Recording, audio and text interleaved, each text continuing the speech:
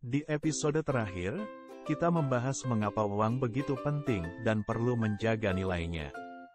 Dalam episode ini, kita akan membahas betapa kekurangan Bitcoin dan bagaimana Bitcoin berperanan dalam lindungi nilai.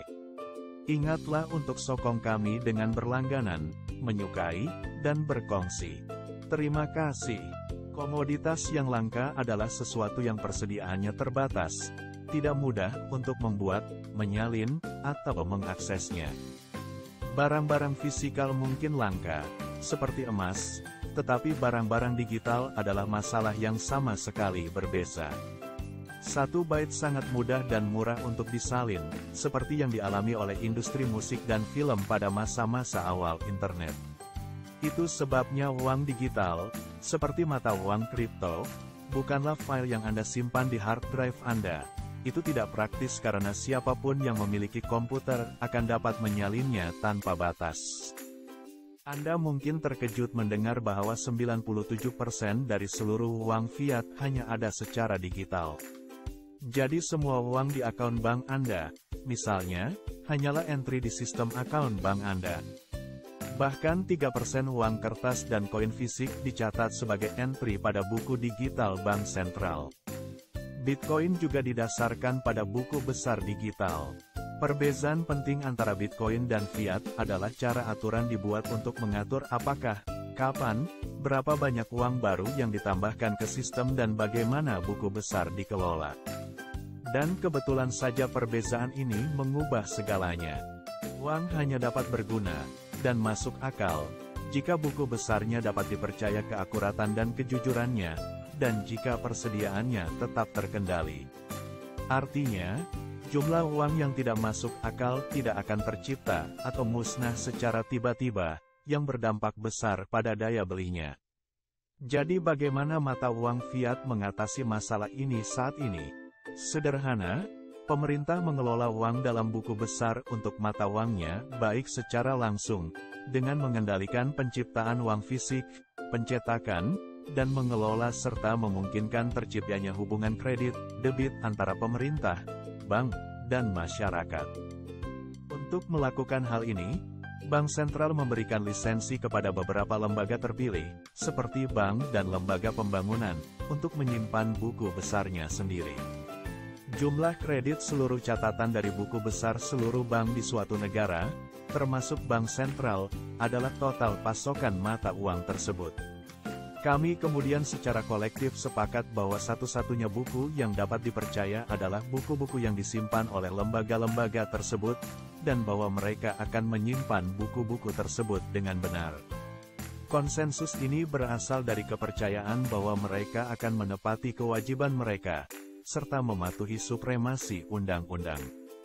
Sistem kepercayaan berbasis otoritas inilah yang menyatukan sistem uang tradisional. Alasan kami dapat menggunakan uang kami secara online adalah karena kami percaya bahwa bank tidak akan membiarkan orang berbuat curang dan membelanjakan lebih banyak uang daripada yang mereka miliki. Kami bahkan mempercayai mereka untuk menciptakan uang, meminjamkan lebih banyak uang daripada simpanan yang mereka miliki, dan menanggung risiko untuk strategi investasi yang rumit. Lebih lanjut tentang ini di bawah. Meskipun sistem dalam praktiknya jauh lebih rumit, prinsip umumnya bergantung pada kepercayaan. Kita harus percaya bahwa lembaga-lembaga akan berperilaku demi kepentingan terbaik semua orang, dan dengan melakukan hal ini kita memberi mereka wewenang dan kendali atas sistem keuangan. Sekalipun sistem terpusat ini berfungsi hampir sepanjang waktu, sistem ini masih memiliki beberapa kelemahan yang nyata. Misalnya, meskipun uang Anda secara sah adalah milik Anda, uang tersebut tidak pernah benar-benar berada di bawah pengawasan Anda. Setiap kali Anda membayar kopi Rp2 dengan akun Anda sebenarnya meminta bank Anda untuk mengurangi Rp2 dari akun Anda, dan bank penjual menambahkan Rp2 ke akun toko.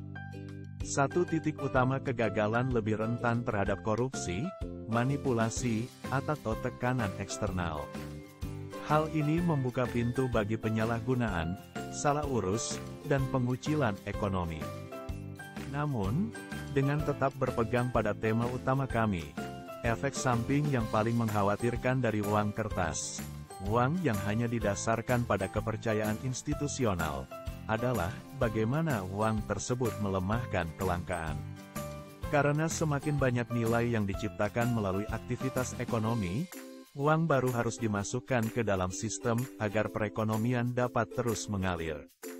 Terlalu menyederhanakan, uang kertas baru diciptakan oleh bank umum. Sejauh mana mereka menciptakan uang baru dicetak oleh bank sentral? Ini adalah cara yang umum. Memberikan kredit, seperti pinjaman kepada nasabah baru yang menjadi simpanan.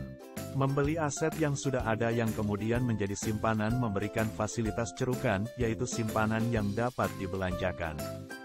Penjatahan ini adalah keseimbangan yang rumit. Di satu sisi, jika uang yang dihasilkan terlalu sedikit, pengeluaran akan melambat dan perekonomian mungkin akan terhenti. Dalam praktiknya, hal ini hampir tidak pernah terjadi. Di sisi lain, jika terlalu banyak uang yang diciptakan, maka nilai seluruh pasokan akan terdilusi, harga naik, dan semua orang kehilangan daya beli. Hal ini disebut inflasi, dan dalam case ekstrim berubah menjadi hiperinflasi, yang dapat menyebabkan kebangkrutan seluruh negara. Secara historis, hal ini cenderung sering terjadi pada mata uang nasional. Apapun yang terjadi, institusi manusia pada akhirnya bertanggung jawab mengendalikan jumlah uang beredar, yang berarti tidak ada kelangkaan yang nyata. Inilah sebabnya mengapa mata uang fiat, menurut definisinya, tidak dapat dianggap sebagai uang yang sehat. Seperti yang baru saja kita lihat, sistem terpusat dapat menjadi rosak. Namun, hingga tahun 2009, ini bisa dibilang merupakan satu-satunya cara untuk menghasilkan uang digital yang selamat, tetapi tidak aman. Bitcoin menghentikan pendekatan ini sejak awal dan kita akan mengeksplorasi bagaimana tepatnya dalam pelajaran berikutnya. Semoga pembelajaran ini memberikan perspektif baru.